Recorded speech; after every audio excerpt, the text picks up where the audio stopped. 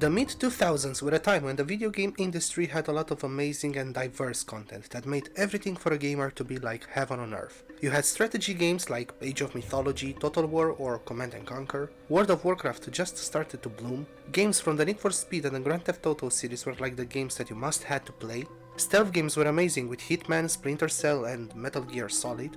A lot of game adaptations based on movies were made, from Harry Potter and Spider-Man to Scarface and The Godfather. Great stories like Prince of Persia, Devil May Cry, Tomb Raider or God of War were great games to play an incredible adventure. Those were the times. Great games with great stories and something special regarding them, something that made you want to play them. And after all those titles, the game company called Ubisoft decided to release in 2007 a game that somehow made you go back in time. A game that gave you a special type of freedom in your movement and freestyle. A game that tried to do something unique regarding the storytelling, and somehow they kinda succeeded.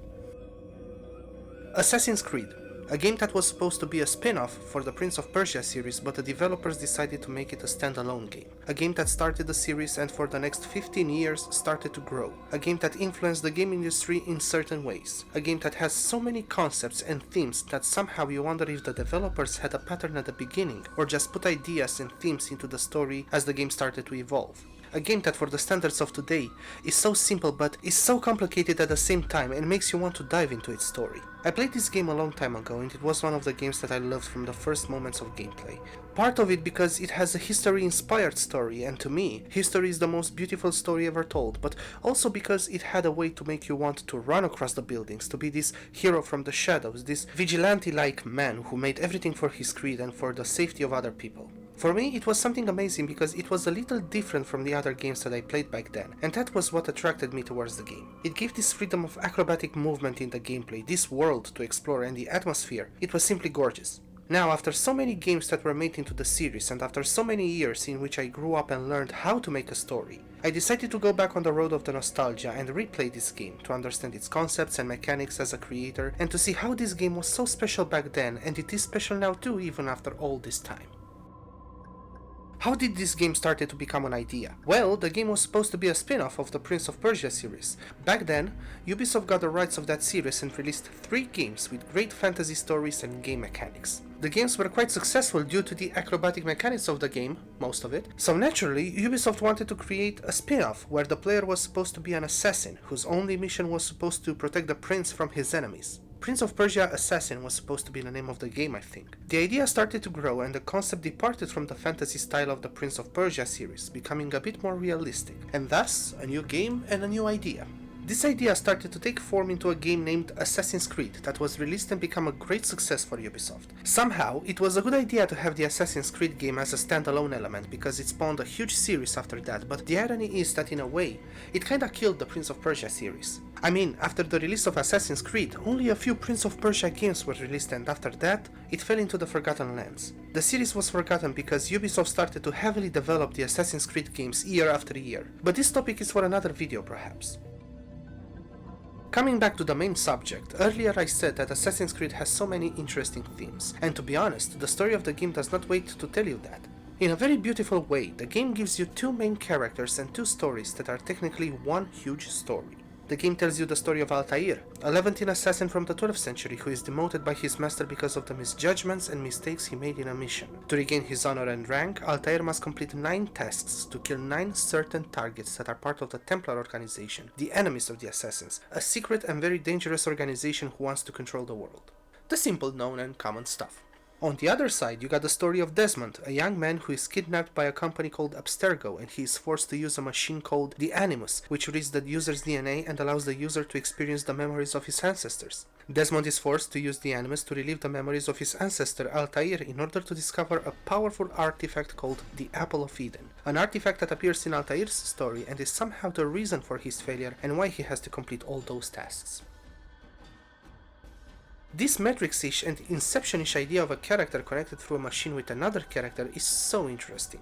It presents to you the idea of a story within a story, and somehow it makes you ask yourself who really is the main character of the game. Is it Desmond, the man who is using the machine to relive the memories? Or is Altair, the man who you are playing almost the entire game and is the man whose memories Desmond experiences? It has this little twist of play with your mind, which is a nice concept. But coming back to the idea of themes, this game has some major themes that some of them are based on real-life theories apparently. Those major themes are going to evolve the lore of the series, but talking about the first game now, the themes are presented to the player in a unique way. The most obvious theme is the conflict between two organizations for the fate of the world, a conflict that transcends time. Spoiler alert, apparently the Abstergo are the modern day Templars, and Desmond is an assassin, or was an assassin, so Desmond's kidnapping has a new meaning into the story, making it more significant for the context and for Desmond's character evolution. Another theme might be this discovery of someone's lineage and bloodline that is encrypted into the DNA. Apparently there is a real-life theory that presents a concept like that the memories of our ancestors are encrypted into our DNA,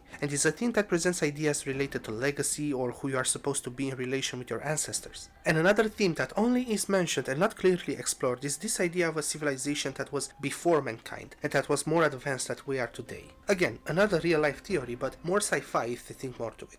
As for the characters, well, Altair and Desmond have those arcs of evolution that changes them into what they are supposed to be. Initially, they might look like they don't have a simple gram of personality, but the way the story is unfolding gives some interesting themes and ideas regarding character development. For Desmond, the idea of him discovering what a true assassin represents makes his story and evolution to be more personal and more impactful on the way he thinks and the way he acts. For Altair, the idea of redemption is the obvious one. For him to be arrogant and lose everything because of that arrogance makes Altair to discover also what a creed truly is. However, I think I can say that Altair's redemption is also an evolution of the character when it comes to how he thinks as an individual, of how the good and evil is presented into the world. Altair's rule-breaking made his master Al-Mualim to punish Altair to make all those killings to regain rank, to relearn what it means to be an assassin. But those tasks made Altair to see the world and to see his actions with different eyes. So Altair evolved more than it was supposed to be.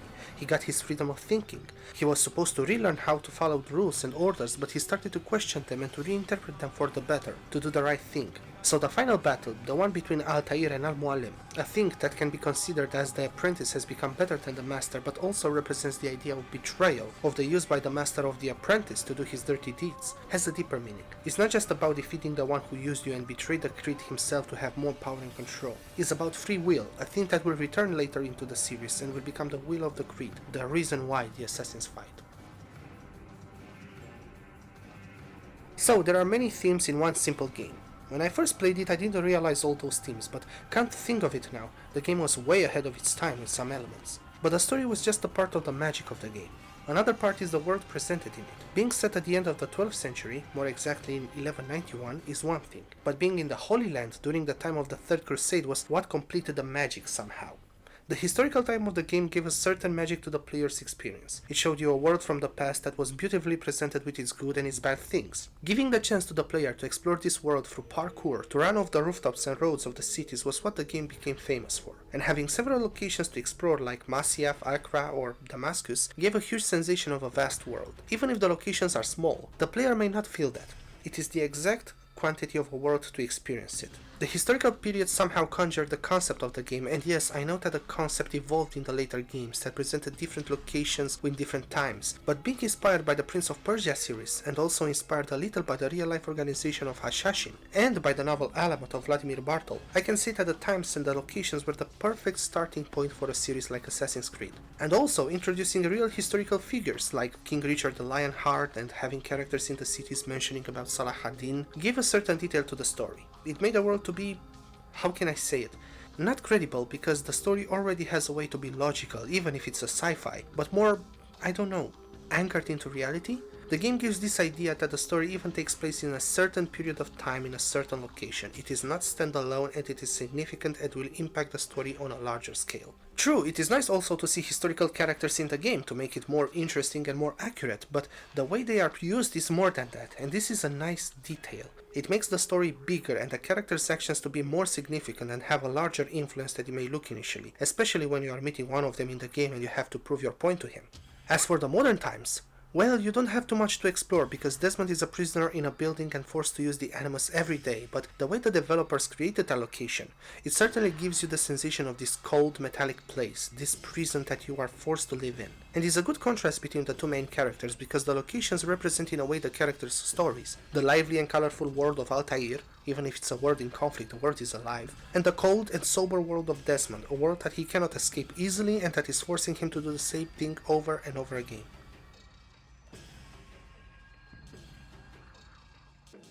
After talking a lot about how the story is and what the characters' themes are, I really have to talk about the gameplay, because the last part of the magic of this game is the gameplay, and compared with today's video games from the series, everything looks to be so simple and at the same time unpolished. As I mentioned before, the player can explore great locations into the game, more exactly 5 locations: Damascus, Accra, Jerusalem, Masyaf, and a region that connects all of those locations called the Kingdom. The game is populated by the NPCs in an interesting and beautiful way, showing different situations and activities of the people from that time of the story, and even if there are in a way some small locations, well, the game has a life on its own, making you in a way to take a walk and watch around you how the city is alive. The locations and the districts of the city are unlocked progressively with the player's progress into the story. If Altair has to go into the poor district of Damascus, the other 2 districts are locked because Altair does not have a business there, at least at the beginning of the game.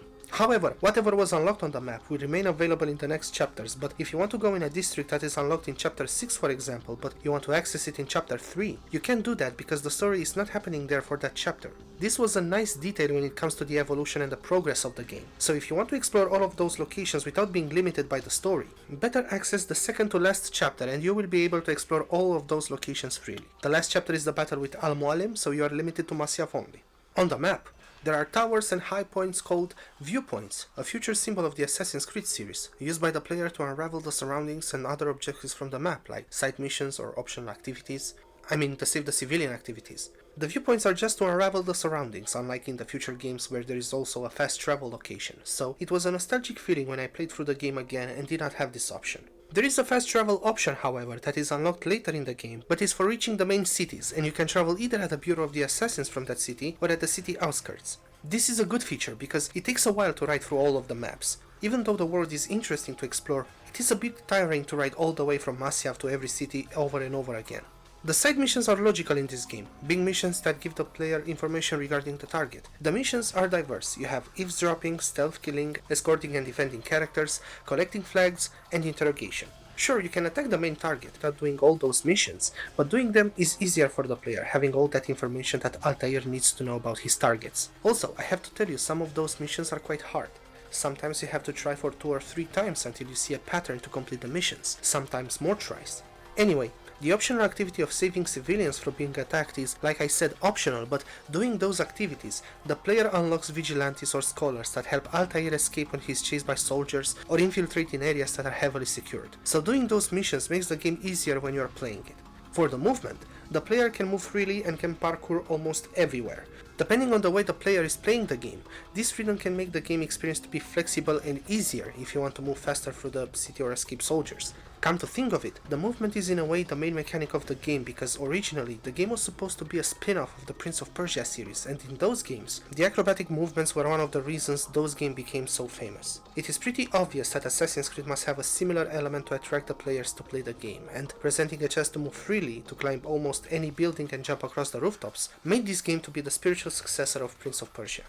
As for the combat, you can approach the enemies directly or through stealth tactics. In combat you can attack directly, evade and counterattack the enemies, while in stealth you can kill them from a distance with throwing knives or from behind with a hidden blade. The blade is, in a way, the main weapon of the game, and it will become the signature weapon of all assassins in the future stories, so it was nice to see how the game makes the player play more with the blade than taking the direct approach with the sword. The game is mostly stealth. It encourages the stealth gameplay due to its context, and it presents to you a lot of hidden locations like benches with people, haystacks, and rooftop gardens to help you act stealthy or to escape your enemies, but at the core, after all, it is an action-adventure game. As for the weapons and different ways to fight, the player unlocks all those skills progressively. With each target killed, Altair receives a new weapon or can use another technique in combat, thus making the game easier and having the gameplay a little diverse from time to time, and more fun. There is also a technique called the Eagle Vision that allows the player to see the enemies, the target, and the allies. When the ability is used, the game enters from a third-person view into a first-person view, thus the player becomes Altair for a second, seeing the surroundings through the character's eyes. The only problem with the Eagle Vision is that it can be used only if you stay still and only if you have full synchronization, which means to have full health. The Eagle Vision is a good ability and makes the search for targets to be easier, but due to its limitations, you kinda have to learn how and when to use it, but that depends on the way the player is experiencing the game. Another thing that can be annoying is that somehow, when you try to escape the enemies, it is kinda hard to do it because there are a lot of enemies chasing you. You start to run away from 3 enemies for example, and if you don't pay attention they are chasing you 7. A funny thing is that when you escape the enemies and get out of the hiding place, you pass near them and they don't remember you at all, like having amnesia or something. But like I said, this is a funny thing. It kinda makes the player want to troll the enemies. Another bad thing is the movement, because from time to time it looks like the controls are not working properly for a moment or two, and if you add the fact that the camera is going insane sometimes, trying to give you a cinematic and dynamic feeling when you are fighting or running away from the enemies, you might start to lose your temper a bit. But after all, the game was released in 2007 and it is not like those issues make the game unplayable. Sure, they are a bit annoying because they appear when you are in combat most of the time and when you least expect it, but they are acceptable in a certain way. The controls are a bit confusing at the beginning because the game uses different symbols to tell the player which button is which, but after a while you get used to them and start to control the game instinctively. As for the collectibles, well, the game has collectibles, but there is no reward, to be honest, for collecting them. The collectibles are just what they are, collectibles. You can collect a huge number of flags that are specific to each location, like assassin flags that you can find only in Masyaf, and you have to kill 60 Templars that are located on all the locations of the game, except for Masyaf, obviously. Those Templars are harder to defeat and they will attack immediately if they see you, but that is not a problem. So if you are a completionist like I think of myself to be, you will have some work to do in this game to make it 100%. The thing that was interesting to me regarding the collectible was that Agra has a variety of flags, each district having its own type of flag, kinda telling you that the city is torn by conflict and divided between the ones who want to control it. Every single other location has a type of flag, but Agra has 3. That was a nice small detail to show the player the historical context of the location, and if they wanted to do this specifically, they succeeded. For a 2007 game, Assassin's Creed has a lot of things to present. Cryptic messages, different themes, known and popular concepts used in a unique way. The graphics are quite good even for today's standards. It looks gorgeous and it presents all those locations in a different way to differentiate them visually and atmospherically. The game tried to give this cinematic feeling for the player, trying to make him change the camera angles when he is playing the game or when a chase or a cutscene is starting. And even the idea is glitchy a bit. I like the fact that they tried to make this game to be in a way like a film experience. And the gameplay is quite fun almost all the time. By playing the game, some might say that the game is repeatable, and to be honest, it is, but having unlocked new skills and new weapons makes the game more fun. Another thing that is interesting and is worth mentioning, if you want for some reason to play this game after you have played other games from the series, you may feel limited by the movement or by the actions that you may want to make into the game. But thinking of it in the context of the time the game was released and the possibilities this game presents to you as a player, the game makes you think your strategy in certain ways. It makes you take your time and see your options in the mission and to be more tactic. It makes you think like an assassin, which is quite good because like that, you are immersed more into the story, you are more close to Altair and Desmond and to their actions. Assassin's Creed is a game that unwillingly influenced the game industry. It spawned a huge series of games that evolved beyond, presenting novels, comic books, a movie, some short movie content, and influenced a lot of future games one way or another with its mechanics. Like I said in the first video that I made, Ghost of Tsushima is one of those games that took elements as inspiration from the Assassin's Creed games regarding mechanics, and this is just one example. There are many other games that took concepts from Assassin's Creed regarding the viewpoints mechanic or other ideas that derived from the Eagle Vision, to name a few, even though those mechanics were taken by Ubisoft from other games and put into Assassin's Creed. And yet, the players avoid this game due to the glitchy mechanics and start to discover the series with the second game, which in my opinion is sad. This game is the first brick of the series, and without it, I don't think we could have a series like the one we have today.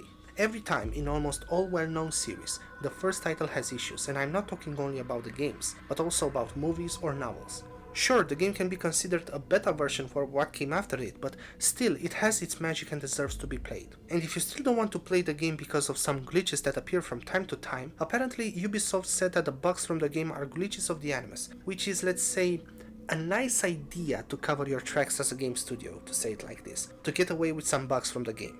What I want to say is, the Assassin's Creed game is worth it, and 15 years ago, this game appeared and made some changes in the game industry. And with an interesting story, gameplay and context that is presented by the game, probably you might wanna try it, or retry it, depending on the situation, and live by the creed for a couple of hours.